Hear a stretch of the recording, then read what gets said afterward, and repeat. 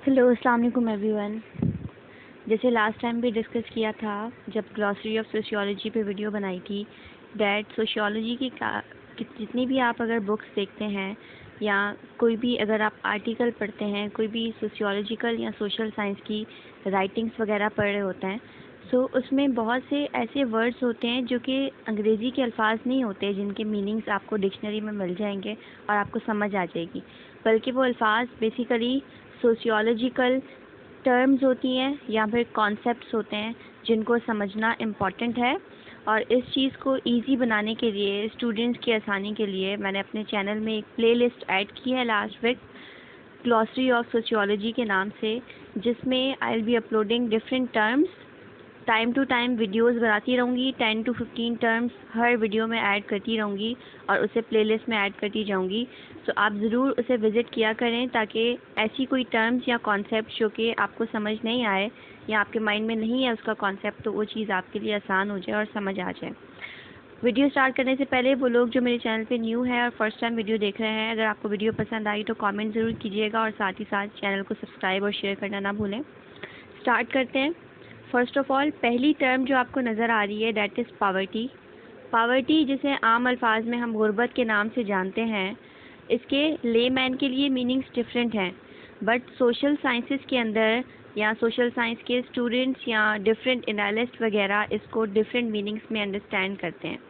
अगर आम अल्फाज में देखा जाए तो जब आपके पास नेसेसरी रिसोर्सेज कम पड़ जाएं तो इसको आप पावर्टी कहते हैं। मीन्स अगर आपके पास फूड की कमी हो, वाटर की कमी हो, हाउसिंग, लैंड या हेल्थ केयर वगैरह की कमी हो, तो इसको पावर्टी के नाम से जाना जाता है।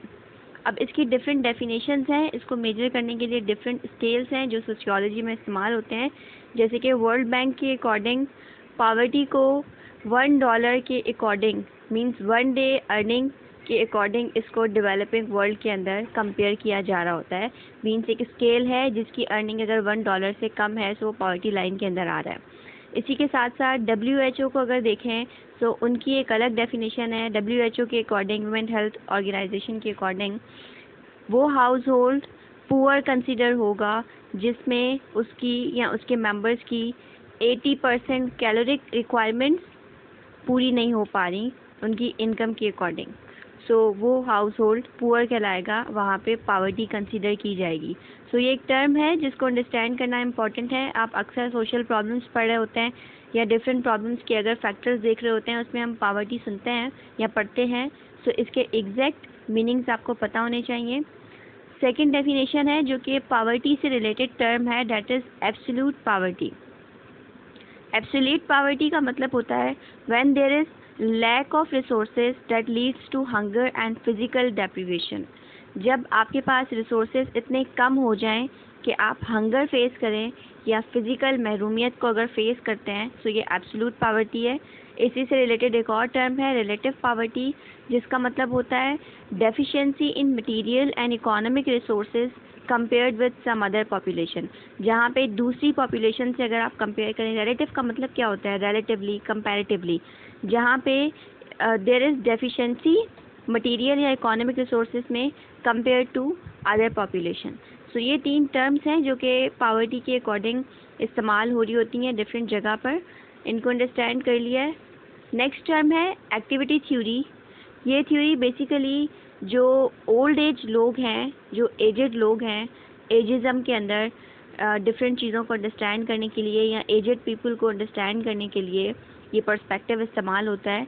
ये बेसिकली एक इंटरेक्शनिस्ट थ्योरी है और इस थ्योरी के अकॉर्डिंग वो एल्डरली पीपल, वो एजेड पीपल किसी भी सोसाइटी में जो कि एक्टिव होते हैं, वो ज़्यादा वेल एडजस्टेड होते हैं इस थ्योरी के अकॉर्डिंग। मीन्स जितना एक एल्डरली बीइंग एक सोसाइटी में मौजूद, एक एल्डरली बीइंग, एक एजेड पर्सन जितना एक्टिव होगा उतना ही वो वेल एडजस्टेड होगा। और इसको आप आम अपने इर्द गिर्द देख सकते हैं। अगर कोई बूढ़ा शख्स है जो कि पैरालाइज हुआ हुआ है या बीमार है, बिस्तर पे पड़ा हुआ है, सो ऑब्वियसली वो वेल एडजस्टेड नहीं होगा। उससे उसके इर्द गिर्द के लोग भी किसी ना किसी सूरत में तंग आए हुए होंगे, उससे उसको वो एक तरह से बर्डन होगा। बट कंपैरेटिवली कोई ऐसा एल्डरली जो कि एक्टिव भी है, जिससे कोई बेनिफिट भी हासिल हो रहा है, जो अपने रोल्स को भी परफॉर्म कर रहा है, सो वो ऑब्वियसली एक वेल एडजस्टेड पर्सन होगा और वो एक बर्डन नहीं होगा सोसाइटी पे या अपने इर्द गिर्द लोगों पर। 5th टर्म है एडॉप्शन। एडॉप्शन हम आम अल्फाज में सुनते हैं, चाइल्ड अडॉप्ट करना, फलां ने चाइल्ड अडॉप्ट किया है।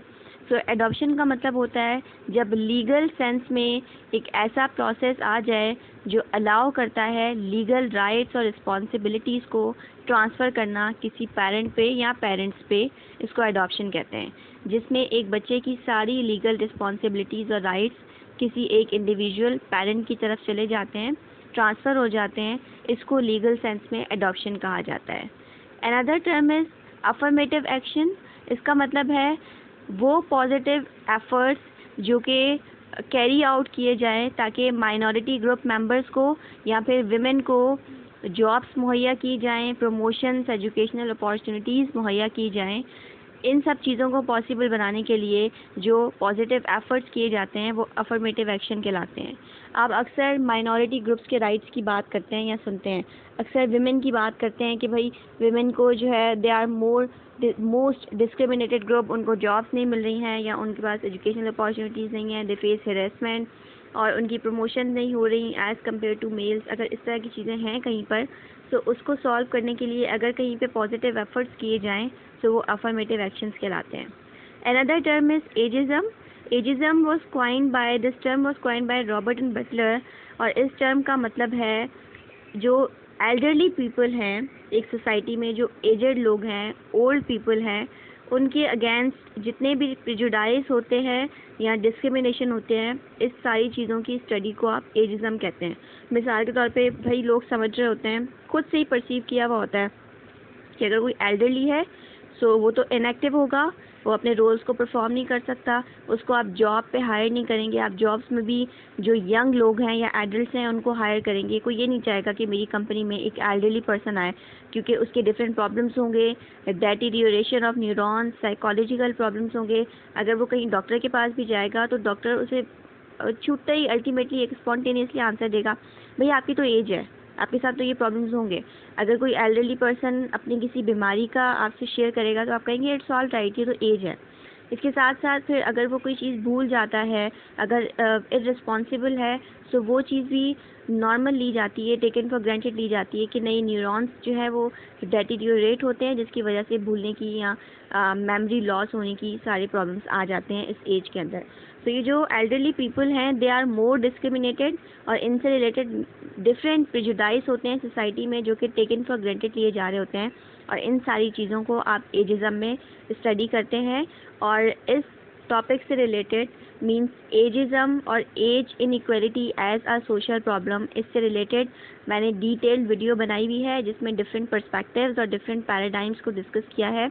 इसको आप एक प्लेलिस्ट है सोशल प्रॉब्लम्स के नाम से, उसमें जाकर आप विजिट कर सकते हैं if you want to know more about ageism as a social problem. Next term है एग्रेरियन सोसाइटी।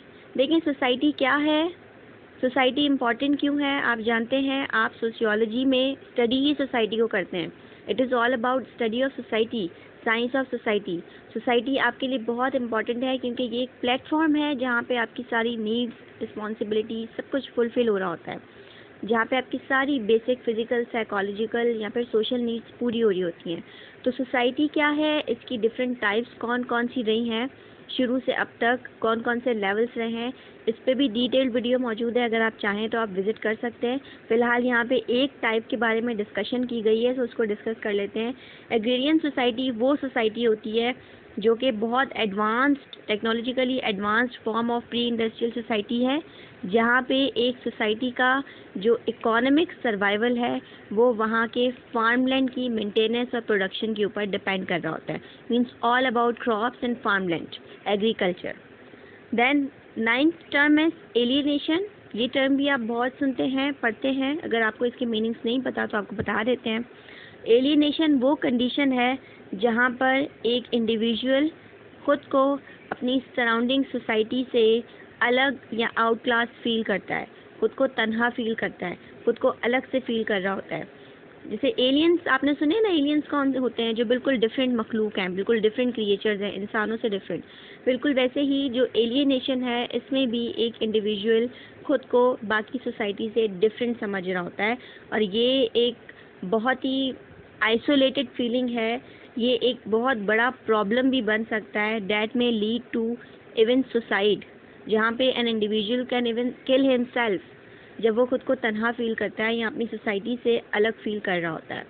तो एक ये प्रॉब्लम है, और ये ज़्यादातर जो है, इसकी वैसे तो बहुत से फैक्टर्स हैं, लेकिन इसकी एक मिसाल आपको दे देती हूँ just to make you understand even more. कि मिसाल के तौर पर जब एक इंडिविजुअल है वो माइग्रेशन करके अपनी जगह छोड़ के, गांव देहात अपना छोड़ के, रूरल एरिया छोड़ के अर्बन एरिया में जा रहा है, एक तो टाइप ऑफ सोसाइटी चेंज है, दूसरा सॉलिडेरिटी चेंज है। जिस जगह से वो गया है वहाँ पे ऑर्गेनिक सॉलिडेरिटी थी, लोग एक दूसरे के साथ अटैच थे, रिलेशनशिप्स थे, कोहेसिवनेस थी। जिस जगह अब वो गया है वहाँ पे सेकेंडरी रिलेशनशिप्स हैं, लोग एक दूसरे से अपने मतलब और काम के लिए रिलेशनशिप्स रख रहे हैं, वहाँ उसको एडजस्ट होने में मसला हो रहा है, वहाँ पे उसका कोई अपना नहीं है जिससे वो कोई फीलिंग्स या कुछ प्रॉब्लम्स वगैरह शेयर कर सके, फ्रस्ट्रेटेड है, एग्रेशन है, तो मे बी उसमें एलियनेशन की फीलिंग डेवलप हो जाए। So this is all about alienation. 10th term is authority. Authority के बारे में मैक्स वेबर ने भी काम किया है, वीडियो भी मौजूद है चैनल पे, अगर आप चाहें तो आप विजिट कर सकते हैं। उसमें अथॉरिटी की डिफरेंट जो टाइप्स हैं वेबर की तरफ से वो भी डिस्कस की हुई है अलॉन्ग विद एग्जांपल। फ़िलहाल अगर अथॉरिटी को सिंपल समझें, सो अथॉरिटी एक ऐसी पावर है जो कि इंस्टीट्यूशनलाइज्ड है, जो कि रिकॉग्नाइज्ड है, लीगल है। जो मिसाल के तौर पे अगर आप एक ऑर्गेनाइजेशन का पार्ट हैं और वहाँ पे अगर आप मैनेजर हैं या आपको कोई भी अथॉरिटी मिली हुई है, कोई भी पावर है आपके पास, तो वो पावर बेसिकली आपकी अथॉरिटी है, क्योंकि वो लीगलाइज्ड है, लीगली आपके पास राइट है। अगर एक पुलिसमैन है या अगर कोई ट्रैफिक पुलिस वाला है और वो किसी को गाड़ी चलाते हुए एकदम रोक लेता है, तो उसके पास अथॉरिटी है, लीगल है। तो this is all about authority. So ये कुछ टर्म्स थी that were related to glossary of sociology, कुछ इंपॉर्टेंट टर्म्स। आई होप कि इस वीडियो से आप लोगों ने कुछ ना कुछ तो ज़रूर लर्न किया होगा। इन टर्म्स को याद रखिए, आने वाले वक्त में टाइम टू टाइम मज़ीद ग्लॉसरी में एडिशंस करती जाऊंगी, प्लेलिस्ट में मज़ीद टर्म्स को ऐड करती जाऊंगी, ताकि जब आप सोशियोलॉजी की कोई भी राइटिंग या किताब उठा के पढ़ें तो आपको उन टर्म्स का और कॉन्सेप्ट्स का मतलब समझ आए और आप ओवरऑल कॉन्टेक्स्ट या टेक्स्ट को समझ सकें। Kindly keep supporting. Thank you so much. Take care. Have a good time.